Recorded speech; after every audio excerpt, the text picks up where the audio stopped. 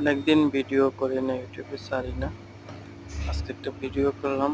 3টে মাশরুম একটা mango juice বানাচ্ছিল, Omani customer ছিল, তার জন্য তাই আপনাদের কাছে শেয়ার করলাম। একা একা কাজ করি তো, তাই হয় না ভিডিও করা।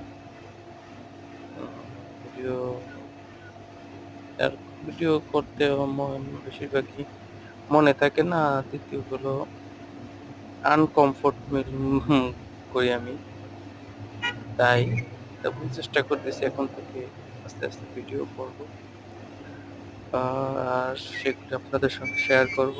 দেখি কি হয়। ইনশাআল্লাহ পাশে থাকবেন সবাই, ইনশাআল্লাহ দোয়া করবেন।